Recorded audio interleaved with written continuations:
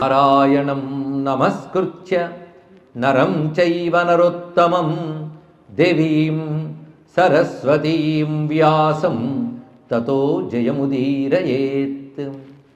యజ్ఞేశ అచ్యుత గోవింద మాధవ అనంత కేశవ కృష్ణ విష్ణో హృషీకేశ వాసుదేవ నమోస్తుతే. శ్రీ వాసుదేవ నమోస్తుతే. నమః శివాయ సాంబాయ శాంతాయ పరమాత్మనే మృత్యుంజయాయ రుద్రాయ మహాదేవాయ తే నమః. శృతిస్మృతిపురాణానామాలయం కరుణాలయం నమామి భగవత్పాదశంకరం లోకశంకరం. దేవాయుద్ధే యాగే విప్రాః స్వీయాం సిద్ధిం హ్వాయం హ్వాయం యం సిద్ధ్యంతి స్కందం దేవం సుబ్రహ్మణ్యోం సుబ్రహ్మణ్యోం. యో వై స్కందపృష్ఠః శంభోః సత్యం జ్ఞానం బ్రహ్మాద్వైతం ఓంకారార్థం ప్రాహస్మేత్థం సుబ్రహ్మణ్యోం సుబ్రహ్మణ్యోం. రమణ మహర్షి గురించి చెప్తూ కావ్యకంఠ గణపతిని అంటారు. భారతదేశం అస్వతంత్రతలో ఉన్నది, కూడని శక్తులు ఎన్నో వ్యాపించాయి. మళ్ళీ జ్ఞానం అంటే ఏంటో చెప్పాలని సుబ్రహ్మణ్యుడు రావాలి, ఇది సుబ్రహ్మణ్యం ఆవిహింపజేయాలి అంటాడు గణపతిముని. అలాంటి సుబ్రహ్మణ్య తేజమే రమణుల వారు అని చెప్తాడు జ్ఞానస్వరూపంగా. ఇవన్నీ రహస్యములండి ఇక్కడ. అలా ఆదిశంకరుడు అద్వైత సిద్ధాంత ప్రతిష్టాతగా రావడానికి ముందు యజ్ఞస్వరూపమైన కర్మను ప్రతిష్ఠ చేయడానికి కుమారుల భట్టు వచ్చాడు ఆయన. ఆ కుమారుల భట్టు కుమారాంశ సంభూతులు అంటారు. అంటే ఎప్పటికప్పుడు కుమార అంశ కలగాలి ధర్మరక్షణ కోసం, దేశరక్షణ కోసం. అదే మనం మరొక్కసారి సుబ్రహ్మణ్యుని ధర్మాన్ని దేశాన్ని రక్షించడానికి ప్రార్థన చేయాలి. మన బుద్ధుల్లో అలముకున్న జాడ్యాన్ని, మన సంస్కృతి గొప్పతనం మనకే తెలియని జడత్వాన్ని పోగొట్టమని మనం ప్రార్థన చేద్దాం. కనుక ఇప్పుడు సుబ్రహ్మణ్యుడు విజయానికి దైవం, జ్ఞానానికి దైవం, ఆరోగ్యానికి దైవం, మోక్షానికి దైవం. దేనికి కాదు, సంపూర్ణమైన శివశక్తి స్వరూపుడు. అది ఆదిశంకరుడు చెప్పిన ఈ శ్లోకం మరొక్కసారి అనుకుని తర్వాత శ్లోకంలోకి ప్రవేశిద్దాం. న జానామి శబ్దం న జానామి చార్థం న జానామి పద్యం న జానామి గద్యం చిదేకా షడాస్యా హృది ద్యోతతే మే ముఖాన్నిస్సరం తే గిరశ్చాపి చిత్రం. ఇది వింటూ ఉంటేనే ఒక సంగీతంలో ఉంది. ఎవరు రీసెర్చ్ చేయదలుచుకుంటే ఒక సబ్జెక్ట్ అండి. హిందువుల స్తోత్రాలు, వాటి రహస్యాలు, దీని మీద అంతే రీసెర్చ్ చేయొచ్చు. ఒక్కొక్క స్తోత్రం రిధం ఒక్కొక్కలా ఉంటుంది. అందులో పొయిట్రీ, అందులో వాడిన మంత్రశాస్త్రం, యోగశాస్త్రం ఇలా తీయాలంటే ఒక్క స్తోత్రం బేస్ చేసుకుంటే ఎన్ని ఉంటాయో. పైగా ఇంత ఛందస్సు, ఇంత సంగీతం ఒక ఆర్టిస్టిక్ వ్యూతో చూసిన నాస్తికుడైనా సరే మన స్తోత్రాలకు నమస్కారం చేయవలసింది. అంత గొప్ప ఉందండి ఇక్కడ. వింటూ ఉంటేనే ఎలా కనబడుతుంది. ఒక శివతాండవ స్తోత్రం చదువుతుంటే తాండవం కనబడుతుంది, దానిలో ఉన్నటువంటి లయ అలాంటిది. ఆయన కాలభైరవ స్తోత్రం చదివితే భైరవుడు సాక్షాత్కరిస్తాడు. అలా దానికి అది రాశాడంటే ఆ ఛందస్సు అక్కడ ఫిక్స్, అంతే. అలా చెప్పగలిగిన శక్తి ఆయనకున్నది. ఇప్పుడు స్వామి యొక్క స్వరూపాన్ని చూపిస్తున్నాడు.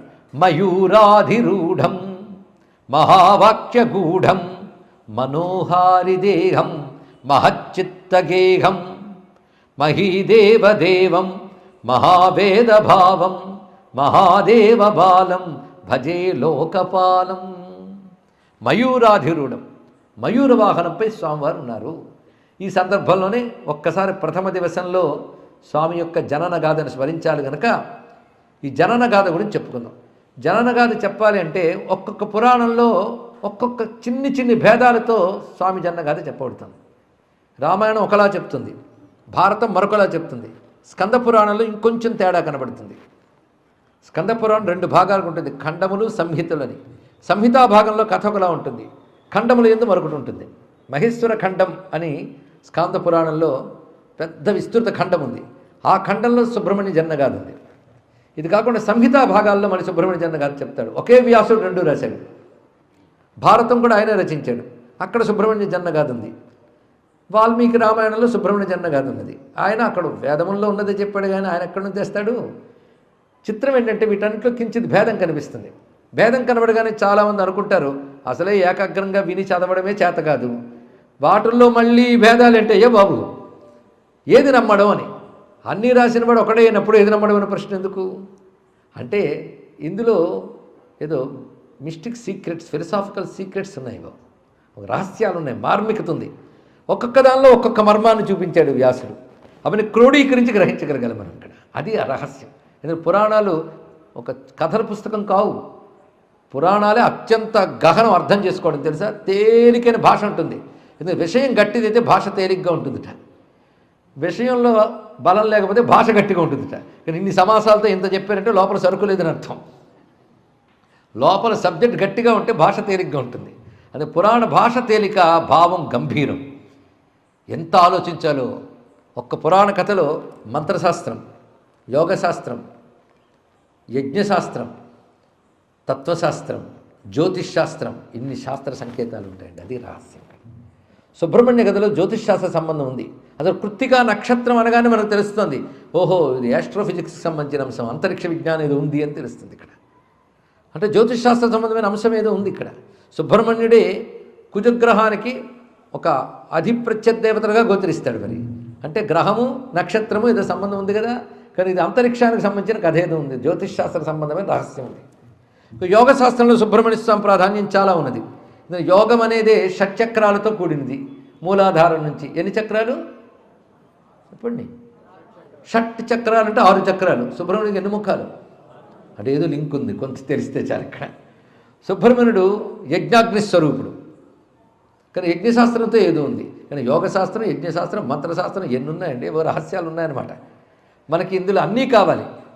మనం బాగుండాలంటే యజ్ఞం చేయించుకుంటాం, జాతకం చూపించుకుంటాం, అన్నీ కావాలా లేదా? గ్రహాలు అనుకూలించాలి, దేవతలు అనుకూలించాలి, అందరు అనుకూలిస్తే కానీ బతుకు బాగుపడట్లేదు. కానీ ఒక్క కథలో ఇన్ని ప్యాక్ చేస్తున్నాయండి సుబ్రహ్మణ్య కథలో. కానీ ఆ కథ మర్మలు విప్పితేనే మనకి ఎన్ని రోజులు పడుతుందో అన్ని మర్మములు ఉన్నాయి. కానీ క్లుప్తంగా ఒక్కసారి సుబ్రహ్మణ్య జనన గాథ విందాం, మనల్ని మనం తరింపజేసుకోవడం కోసం. అప్పుడే మయూరాధిరూఢం అర్థమవుతుంది ఇక్కడ. సుబ్రహ్మణ్యుడు శివపార్వతుల తనయుడు. సుబ్రహ్మణ్యుడికి సంబంధించి పుస్తకాలు వెతుకుతామా అంటే కుమార సంభవం అని పుస్తకం ఉంది. రచించిన వారెవరు? ఇంతమందేనా? కాళిదాస మహాకవి రచించాడు. ఈ టైటిల్ పెట్టింది ఎవరు అంటే వాల్మీకి పెట్టాడు. ఎక్కడ పెట్టాడంటే విశ్వామిత్రుడు చెప్తూ కుమార సంభవశ్చైవ ధన్య పుణ్యస్తథైవచ అన్నాడు. అది నచ్చింది దీనికి. ఎవరికి? కాళిదాస్కి. ఆయన వాల్మీకి భక్తుడు కాళిదాసు. అందుకే మరొక చోట రఘువంశం చకార అని అన్న మాట తీసుకుని రఘువంశం అనే కావ్యం రాశాడు. అది వాల్మీకి ఇచ్చిన మాటే. కుమార సంభవం అనే మాట కూడా వాల్మీకి అంటే అందిపుచ్చుకుని రాశాడు. ఇప్పుడు కుమార సంభవం అన్నాడు కదా అని మీరు వెళ్ళి ఆ పుస్తకం తెచ్చుకుని ఓహో కుమారస్వామి కథ ఉంటుందేమో వెతికితే మొత్తం ఎక్కడ కుమారస్వామి కథే లేదు. ఇదేమిటండి కాళిదాసు అలా చేశాడు. పేరేమో కుమార సంభవం, వెతికితే కుమారస్వామి కథ ఉండదు. అది ఎలా ప్రారంభిస్తారంటే పార్వతీదేవి జననంతో ప్రారంభించి పార్వతీ కళ్యాణంతో మొదలు పెడతాడు. క్రమంగా ఆమె తపస్సు చేయడం, శివుడు అనుగ్రహించడం, శివపార్వతుల కళ్యాణం, వాళ్ళిద్దరూ కైలాసంలో విహరించడం, పూర్తయిపోయింది పుస్తకం. మరి కుమార సంభవం లేదే. అలాగా కథ పెట్టి టైటిల్ పెడితే గొప్ప కవి ఎలా అవుతాడు? కవిత్వంలోనే టైటిల్ పెట్టడంలోనే మర్మం చూపించాడు మహానుభావుడు ఇక్కడ. శివపార్వతుల కళ్యాణం అంటే వాళ్ళిద్దరు ఏకత్వం, వాళ్ళ ఏకత్వం అంటేనే కుమార సంభవం అనే ఉద్దేశం. అది ఇక్కడ అలా పెట్టాడు ఆయన రహస్యం. అంటే అర్థం ఏంటంటే వాళ్ళ పెళ్ళి ఎందుకు జరిగింది అసలు నిజానికి? అసలు శివపార్వతులు ఇద్దరు వేరా? శివుడు శక్తి ఎప్పుడు కలిసే ఉంటారు సృష్టికి పూర్వంలో. సృష్టి చేయాలనుకున్నప్పుడు శక్తి ఆయన నుంచి వ్యక్తమై సృష్టి చేస్తాం. అది ఉపాసన కోసం శివ పార్వతం 2 రూపాయలు అయింది. కానీ ఒకడే వాడు, ఒకడని చెప్పడానికి అర్ధనారీశ్వరుడు. కానీ లీలగా అమ్మవారు వేరుగా వచ్చి మన శివుణ్ణి చేపట్టింది. అయితే ఆ చేపట్టడం వల్ల ఎందుకు చేపట్టింది అంటే దక్ష ప్రజాపతి చేసినటువంటి కూడని పని వల్ల దక్షుడు కూతురుగా శివుని చేపట్టిన అమ్మవారు దక్షుడిని విడిచిపెట్టాలని చెప్పి శరీర త్యాగం చేసింది. తన కోసం తపస్సు చేస్తున్నటువంటి మేనా హిమవంతులకు కుమార్తెగా అవతరించింది. ఆమెను చేపడితే కానీ శివుడి యొక్క తేజస్సు వల్ల తనయుడు లభించాడు. ఎందుకంటే అంతకుముందు వజ్రాంగుడు అనేటువంటి ఒక మహారాక్షసుడు తపఫలితంగా అతను కుమారుడు కలిగాడు. వాడి పేరు తారకాసురుడు. ఈ తారకాసురుడు బాధలు దేవత తాళలేకపోతున్నారు. ఒక్కొక్క రాక్షసుడు ఒక్కొక్క టాలెంట్ అండి పీడించడంలో. వీడి టాలెంట్ వీడే. మన అనుగమాన్ని చెప్పుకున్నాం. మీరు రాక్షసుల మీద రీసెర్చ్ చేస్తే ఒక్కొక్క రాక్షసుడు ఒక్కొక్క విధంగా పీడించాడు. పీడించడంలో వెరైటీలు, వాళ్ళ వరాల్లో వెరైటీలు. అందుకే ఇందరు రాక్షసులు కదా. ఏ పురాణం చదివినా రాక్షసులు దేవతలు ఒకటే కదండి అంటే ఒకటి కాదు, ఒక్కొక్క దానికి వెరైటీ ఉందండి. ఒక్కొక్క కాలంలో రాక్షస బాధ ఒక్కొక్కలా ఉండడం మనం ఇప్పుడు చూస్తున్నాం. స్వాతంత్రం రాకముందు ఒక విధంగా రాక్షస బాధ ఉంది, స్వాతంత్రం వచ్చిన తర్వాత మరొక రాక్షస బాధ చూడట్లేదు. కనుక రాక్షసుల బాధల్లో వెరైటీలు ఉంటూ ఉంటాయి. రాక్షసుల బాధల్లో వెరైటీలు ఉంటే వాళ్ళని శిక్షించడంలో వెరైటీలు వస్తాయి. మొత్తానికి మనక రకరకాల రాక్షస బాధల్ని రకరకాల రూపాలతో శిక్షించవలసిన అవసరం ఉంది కనుక మనకు రకరకాల పురాణ కథలు అవసరమే తెలుసుకోవాలి. ఇలా మనం పరిశీలిస్తే తారకాసురుడి బాధ చాలా చిత్రం. వీడేంటంటే ఈ ప్రకృతిలో కలిగినవేవి నన్ను ఏమీ చేయకూడదు, ఇంతవరకు సృష్టిలో ఉన్న దాని చేత నేను చంపబడకూడదు అన్నాడు. ఇక్కడ చాలా తెలివైన వాడు. ఇక్కడ ఇంతవరకు సృష్టిలో ఉన్నది అంటే ఇప్పుడు సృష్టిలో ఉన్న పంచభూతాలు వాటిలోంచి రావాలి, సృష్టికి అతీతమైన వాడి నుంచి రావాలి. ఇప్పుడు సృష్టికి అతీతమైన వాడు శివుడే, ఆయన యొక్క శక్తి. ఈ శక్తి శివుల సంయోగం లేని సృష్టి ఇప్పుడు ఏది ఉంటుంది, ఆయన నుంచి రావాల్సిన వాడేవాడు వాడు చంపాలి. అందుకే అలాంటి వాడు కలగడు. పైగా శివుడు ఇప్పుడు తపస్సులో ఉన్నాడు. ఇది దక్ష ప్రజాపతి కూడని పని చేయడం వల్ల అమ్మవారు తను త్యజించారు కనుక తను సతీ వియోగం తపస్సు చేస్తున్నాడు. కానీ తపస్సులో బ్రహ్మచారి అయిపోయాడు కనుక సంతానం కలగదు అని ధీమాతో ఈ వరం కోరుకున్నాడు. శివశక్తుల యోగం సాధ్యం కాదు కనుక వాళ్ళ యోగంతో కలిగిన తనయుడి చేతనే చావాలి అని పెట్టుకున్నాడు ఆయన. అది కలగదు అని ఉద్దేశంతో, ఎలాగోలో చావు తప్పదు కనుక ఇలాంటి కండిషన్ పెట్టాడు ఆయన. బ్రహ్మదేవుడు వరం శాంక్షన్ చేసాడు. తర్వాత చూసుకుంటారులే శివుడు విష్ణువు మనకెందుకు శాంక్షన్ చేసేద్దాం వెళ్ళిపోయాడు ఇక్కడ. దాని తర్వాత వచ్చింది బాధ. ఇప్పుడు ఆ శివుడు చూస్తే ఊర్ధ్వరేతం విరూపాక్షం విశ్వరూపాయవే నమో నమః అని దక్షిణామూర్తి యోగంతో తపస్సులో ఉన్నాడు ఆయన. మళ్ళీ ఎలా బ్రహ్మచారి అవుతాడు? ఆ బ్రహ్మచారి అయిన వాడు తిరిగి గృహస్థ ఎలా అవుతాడు? తిరిగి తీసుకురావాలి ఆయనకి. ఆయన్ని తిరిగి ప్రపంచం వైపు తిప్పాలి అంటే ఆ శక్తికే సాధ్యం. ఆ శక్తి ఇప్పుడు ఆవిర్భవించాలి అనుకుని తపన పడ్డారు. ఆవిర్భవించింది సరే, వాళ్ళిద్దరు కలయిక కలగాలి. దేవతల హడావిడ అంతా ఇంత కదండి. అందుకే నారదుల వారిని పంపించారు. నారదుల వారు వెళ్ళి అప్పుడు ఎదుగుతున్న అమ్మాయి దగ్గరికి వచ్చి శివుడి గురించి చెప్పారు. చిన్నపిల్లల దగ్గరికి వచ్చి మగాళ్ళ గురించి వర్ణించి ఆయన ఇలా ఉంటాడు అలా ఉంటాడని చెప్పగానే ఆ శివుడే నా భర్తను కూర్చుందని ఆయన కోసం తపస్సు చేసింది. అంటే ముందు సేవ చేసింది. ఆ సేవలతో ఆయన లొంగుతాడేమో అనుకుంది. ఆయన వశం కాలేదు. పోనీ ఆయనలో కోరిక పుట్టించితే ఆయన అమ్మవారి వైపు చూస్తాడేమో దేవతలంతా మన్మధుడిని పంపించారు. ఆ మన్మధుడు కాస్త శివుడి కంటి మంటలు దగ్ధమైపోయాడు. మన్మధుడినే కాల్చేసిన వాడికి ఇంకా పెళ్ళేమిటి, సంతానం ఎలా కలుగుతుంది అని అందరూ బాధపడుతున్నటువంటి సమయం అది. మొత్తాన్ని వీడి తాపత్రయం అంతా దీనికోసమే. లోక కళ్యాణం కోసమని మళ్ళీ శివుడు పార్వతిని చేపట్టాడు. ఉభయులకు వివాహమైంది. అంతవరకు జరిగింది. ఇక్కడ శివుని యొక్క తేజస్సు అమ్మవారి కారణంగా వెలికి వచ్చిందండి. ఈ ఘట్టం అనేక పురాణాలు అనేకమున్న అన్ని సారాన్ని కలబోసి ఒకటిగా చేసి ఇక్కడ ఇవ్వడం జరుగుతుంది. ఇక్కడ ఆ సారాన్ని అన్వయిస్తూ సమన్వయం చేస్తూ ఎక్కడ మళ్ళీ కన్ఫ్యూజన్ లేకుండా ఉండడం కోసం వాడు మర్మాలతో సహా చెప్పడం జరుగుతుంది. ఈ కథ వింటూ ఉంటే మామూలుగా జననంలా ఉండదు. సుబ్రహ్మణ్య జన్మ మామూలు జన్మ ఎలా అవుతుందండి? ఎందుకంటే వాళ్ళ తల్లిదండ్రులు మామూలు వాళ్ళు కారు కదా, మానవుల వాళ్ళు. అతను సాక్షాత్ పరమేశ్వరుడు, ఆవిడ సాక్షాత్ పరాశక్తి. పోనీ రూపం స్వీకరించింది ఎవరకు అంటే విశ్వంస సంభూతులైన దేవత అయిన హేమంతునికి. కనుక వాళ్ళు మానవుల ప్లేన్లో జరగలేదు, ఎర్త్లీ ప్లేన్లో జరగలేదు, హ్యూమన్ ప్లేన్లో జరిగిన కథ కాదు అది. ఇక్కడ డివైన్ ప్లేన్ అది ఇక్కడ. కనుక దాని భూమికే వేరు. అటువంటిప్పుడు మానవుల జన్మంలో అది ఎలా ఉంటుంది? ఉండదు. కనుక జననంలో ఏదో ఒక ఆశ్చర్యకరమైన అంశం ఉంది ఇక్కడ. అటువంటి శివుని యొక్క తేజస్సు వెలికి రాగానే ఆ తేజస్సుని భరించలేకపోయింది భూమి, కైలాసం భరించలేకపోయింది ఆ తేజస్సుని. అప్పటికప్పుడు దేవతలందరూ ప్రార్థిస్తూ ఉంటే ఈ తేజస్సుని భరించగలవారెవరు అంటే ఈ అగ్ని వచ్చినే భరిస్తానన్నాడు. ఎందుకంటే అగ్ని ఎప్పుడు ముందుంటాడు దేవతలకి. అందుకే ఆయన పేరు అగ్ని. అగ్ని అంటే ముందున్నవాడు అని అర్థం. అగ్రే నియతి ఇది అగ్నిహి అని అర్థం, ముందుంటాడు. అందుకే ఎవరైనా చండీ సప్త చదివే అలవాటు ఉంటే వన్ని పురోగమాహ అనే మాట అంటారు. అంటే దేవతలు అగ్నిని ముందు పెట్టుకుని స్తోత్రం చేస్తారట. చూడండి ఇక్కడ అగ్నిని ముందు పెట్టుకుంటారు. ఇందులో ఎన్నో రహస్యములు ఉన్నాయి. పేరుకి కథ, లోపలంతా సంకేతాలు. దీన్ని సింబాలిజం అని కొందరు అంటారు. ఇక్కడ సంకేతవాదం. ఇక్కడ ఒకానొక రహస్యం కనబడుతుంది ఈ కథలో. వచ్చింది శివ తేజస్సు. ఆకాశానికి కూడా ఆవలున్న పరమాత్మ యొక్క తేజస్సు ప్రకృతిలోకి ప్రవేశించగానే ప్రకృతి భరించలేకపోయింది. ఆ సమయంలో దేవతల్లో ఒకడైన అగ్నిని ముందు పెట్టుకుని దేవతలు ప్రార్థన చేస్తున్నారు. స్వామి, ఈ తేజస్సు ఆవిష్కృతం వల్ల ఒక మహాప్రళయ వాతావరణం కనబడుతున్నది అని ప్రార్థిస్తే అగ్నిదేవుడు వీళ్ళందరికీ ముందున్నాను కదా అని ఆయన అగ్ని మహాతేజస్సు కదా, ఇది నేను పట్టుకోగలను, నిభాయిస్తానన్నాడు. అయితే సరే తీసుకో అన్నాడు శివుడు. ఆ తేజస్సుని అగ్ని గ్రహించే ప్రయత్నం చేశాడు. కానీ అతని వల్ల కాలేదండి. ఇక్కడ చాలా తీవ్రంగా ఉంది. ఆ సమయంలో ఒక్క రహస్యం చెప్తారు.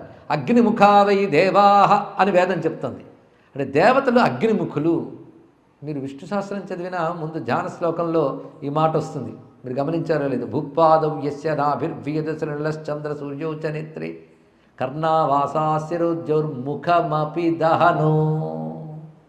ముఖమపి దహన, దేవతలు అగ్నిముఖులుట. ఇప్పుడు మన కడుపులోకి ఆహారం కావాలంటే నోటి ద్వారానే వెళుతుంది. ఇంద్రియాలకు బలం కావాలంటే నోటి ద్వారానే వెళ్ళాలి ఆహారం. అందుకని చేతికి బలం కావాలని చేతిలోకి ఆహారం, కాలికి బలం కావాలని కాలికి ఆహారం ఎవడు పంపడు. దేనికైనా నోటి నుంచే వెళుతుంది. మన ఇంద్రియాలన్నిటికీ నోటి ద్వారానే ఎలాగ ఆహారం వెళ్ళాలో దేవతలందరికీ అగ్ని ద్వారానే ఆహారం వెళ్ళాలి. ఇది ఫిక్స్డ్ అండి, ఇది సైంటిఫిక్ ఫ్యాక్ట్. ఇది అందుకే దేవతలకు అగ్ని ద్వారానే ఆహారం వెళ్ళాలి కనుక ఏ దేవతకి మీరు ఆహుతి ఇవ్వాలన్నా అగ్నిహోత్రం రగిల్చి ఆహుతి వేస్తారు. విష్ణుయాగమైన, శివయాగమైన, ఇంద్రయాగమైన ఏ దేవతలకైనా ఆహుతులు ఇంద్రాయ స్వాహ అని వేసేది ఎందులో కనెక్ట్ అవుతున్నారు కదా. ఇంద్రాయ స్వాహ అని వేసేది అగ్నిలో వేస్తున్నాం. అలాగే వరుణాయ స్వాహ అన్న అదే, విష్ణవే స్వాహ అనే, శివాయ స్వాహ అన్న అందులోనే కదా. ఎవరికైనా అగ్నే, ఎందుకంటే అగ్ని దేవతలందరికీ ముఖం. అంటే ఒక్క అగ్నిలో వేస్తే దేవతలందరికీ వెళ్ళిపోతుంది. ఇది బాగా గుర్తుపెట్టుకోండి. ఈ కథలో ఒక్కొక్క మర్మం శ్రద్ధగా వింటే అంత అందం కనబడుతుందో. అగ్నిలోకి వెళితే అందరు దేవతలకు వెళ్ళాల్సిందే కదా. ఇప్పుడు శివతేజస్సు ఎవడు తీసుకున్నాడు? అగ్ని. అప్పుడు రూల్ ప్రకారం ఏమైపోవాలి? అందరు దేవతలకి సంక్రమించింది ఒక్కసారి ఆ తేజస్సు. వాళ్ళు భరించలేకపోతున్నారు శివతేజాన్ని. శివతేజం అంటే దేవతలకే దేవుడైన వాడు, దేవతలకు అతీతుడైన అలాంటి శివుని యొక్క మహా తేజస్సు పై హిరణ్యరేతసే నమః అని శివసహస్రనామ స్తోత్రంలో చెబుతాం. అది హిరణ్యరేతస్సు, అలాంటి మహా తేజస్సు. అది దేవతలందరిలోకి ప్రవేశించగానే వాళ్ళు భరించలేకపోతున్నారు. శివ మహాదేవా అని అరుస్తున్నారు. ఇక్కడ ప్రతిదానికి ఒక ప్రయోజనం ఉంటుంది. మీరు నా అనుగ్రహంతో మీలో ప్రవేశించిన తేజస్సుని వెలిగ్రక్కండి అన్నాడు. అంటే భరించలేని అన్నప్పుడు మనం ఒమిట్ చేస్తాం. అలాగే మీలోకి వెళ్ళిన తేజస్సుని బయటకు పంపించండి అన్నాడు. ఇక్కడ వాళ్ళ సంకల్పం చేత ఏం చేశారంటే అగ్ని ద్వారా ప్రవేశించిన ఆ తేజస్సునందరూ బయటకు పంపించారు. పంపించగానే వాళ్ళలోంచి వచ్చింది కనుక వాళ్ళ యొక్క శక్తి కూడా దానిలో కలిసింది. ఇందులో గమనించవలసింది అర్థం. ముందు శివుని యొక్క తేజస్సు, దానికి అగ్ని కలిసి సర్వదేవతలు యొక్క శక్తి కూడా అందరు కలిసింది. ఇప్పుడు ఆ తేజస్సు ఎంత గొప్పదో చూడండి. అందుకే జరిగింది ఈ లీల. దాన్ని పట్టుకుని అప్పుడు అగ్నిభట్టారకుడితో చెప్పాడు, ఇది నీలో ప్రవేశించి డివైడ్ అయ్యి మళ్ళీ కలెక్టివ్గా వచ్చింది. ఇప్పుడు చూడు, సర్వదేవతాత్మకమైన తేజస్సు ఇది. దీన్ని కొద్ది కాలం ఓపిక వహించు, ఓపిక పట్టే శక్తి నీకు ఇస్తాను. దీన్ని భరించగలిగినటువంటి స్థానం ఒక్కరి వల్ల కాదు. దానికి జ్యోతిర్మండల సంబంధమైన రహస్యం ఒకటి ఉన్నది. అది త్వరలో జరుగుతుంది ఆ కథ. నువ్వు అంతవరకు వేచి చూడు అని చెప్పాడు. అనిభోత్పర్వత ప్రాంతం వద్ద గంగా నదీ తీరం దగ్గర అగ్నిదేవుడు ఒక అగ్ని మంట రూపంలో ఉన్నాడు. ఆ సమయంలో సప్తర్షుల భార్యలు కూడా స్నానం చేయడానికని గంగ వద్దకు వచ్చారు. చలి తీవ్రంగా ఉంది. చలి కాచుకోవడానికి మంట పెట్టుకుంటే బాగుందంటే ఎదురుగా మంట కనబడుతుంది. ఇది బాగుంది కదా అని 6 అటు వెళ్ళబోయారు. అరుంధతి తపస్సు వేరు, చాలా గొప్ప తల్లి ఆవిడ. మిగిలిన వాళ్ళు తక్కువని కాదు, ఆమెతో పోలిస్తే మిగిలిన వాళ్ళ స్థాయి వేరు. అరుంధతి మహాతపస్సుని.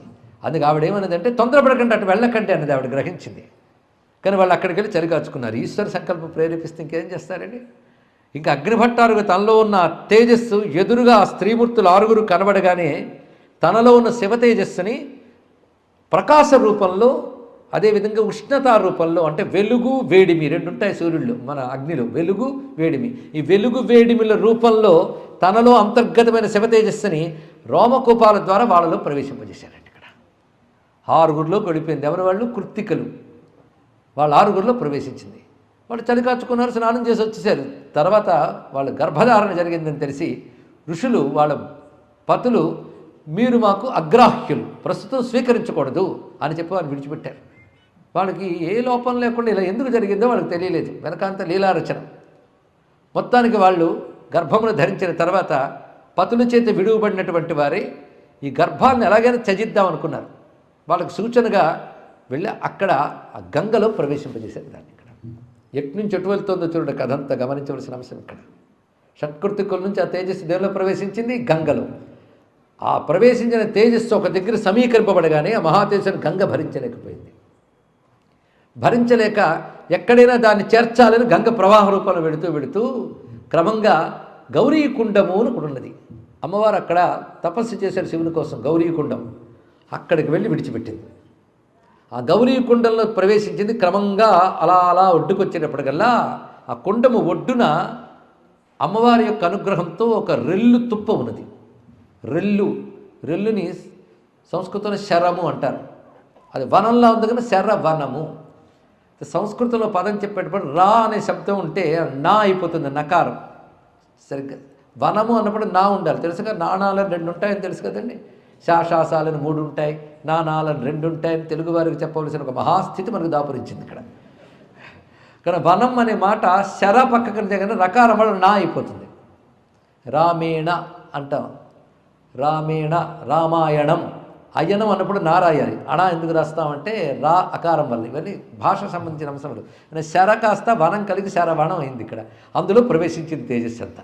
ఆ శరవణం ఎవరంటే అమ్మవారు నేరుగా శివతేజస్సుని గర్భంలో స్వీకరించలేదు. ఇది రహస్యం. ఆ తల్లి తపశ్శక్తితో ఈ గౌరీకొండలో శరవణముగా మారినది. ఇది రహస్యం. ఇక్కడ అమ్మవారే ఉన్నారు. అక్కడ అమ్మవారి అక్కడికి చేరేకే ఈయన మూర్తి స్వీకరించాడు. అక్కడికి చేరిన తర్వాత సరిగ్గా చేరి అక్కడికి సమీకరింపబడ్డ సమయం ఏంటంటే, ఈ కథంతా జరిగింది కార్తీకంలో ఉండి. అక్కడికి చేరిన రోజు ప్రధానంగా చేరగానే అక్కడ సమీకరింపబడ్డ రోజు పాడ్యం, మార్గశీర్ష పాడ్యం. శుక్లాయాం ప్రతిపద్యాసీత్, ద్వితీయాయాం సమీకృతః, తృతీయాయాంచ సాకారః, సర్వలక్షణలక్షితః, చతుర్థ్యాం పరిపూర్ణాంగః, షణ్ముఖో ద్వాదశేక్షణః, అలంకృతస్తు పంచమ్యాం, షష్ఠ్యాంచ ససముద్ధితః. ఇది స్కంద పురాణంలో శ్లోకం ఇప్పుడు చెప్పడం జరుగుతుంది. పాడ్యమి నాడు ఒక దగ్గరికి వచ్చినది, ద్వితీయాయాం ఒక పేరుకును ముద్దగా మారింది, ఇది విధియ నాడు. తృతీయ నాడు ఆకారం ధరించింది, సర్వసులక్షణాలతో ఆకారం ధరించింది. చతుర్థ్యాం పరిపూర్ణంగా, చతుర్థి వచ్చేటప్పటికి అవయవాలన్నీ సంపూర్ణంగా తయారయ్యాయి. ఇక పంచమి వచ్చేటప్పటికల్లా ఆయన షణ్ముఖో ద్వాదశేక్షణ, 12 కళ్ళతో 6 ముఖాలతో తయారయ్యాడు, అలంకారములతో ఉన్నాడు. షష్ఠ్యాంచ సముత్థిత, షష్ఠి రాగానే బయటకు వచ్చాడు అక్కడి నుంచి. కనుక షష్ఠి నాడు, మార్గశీర్ష షష్ఠి నాడు వచ్చాడు కనుక ఆయన మార్గశిర శుద్ధి నాడు, శుద్ధ షష్ఠి నాడు జన్మించాడు అని చెప్తున్నారు. ఇది స్వామి ఆవిర్భావ ఘట్టం. సెరెనిటీ మోడల్ హై స్కూల్ విద్యార్థులకు అమ్మఒడి, సామాన్యులకు అందుబాటులో ఉన్న బడి సెరెనిటీ. మేడ్చల్ జిల్లాలో మేటిగా నిలిచి సాటిలేని ఫలితాలను సాధిస్తున్న #1 స్కూల్ సెరెనిటీ. మా ప్రత్యేకతలు: ప్రతి విద్యార్థి పట్ల వ్యక్తిగత శ్రద్ధ, activity based learning and digital classrooms, computer lab, 100% ఫలితాలు, sports and cultural activities, yoga, abacus మరియు vedic maths education. Please visit Serenity Model High School, Nagaram. Admissions are in progress. Call 040-271-46899 and 040-271-48699.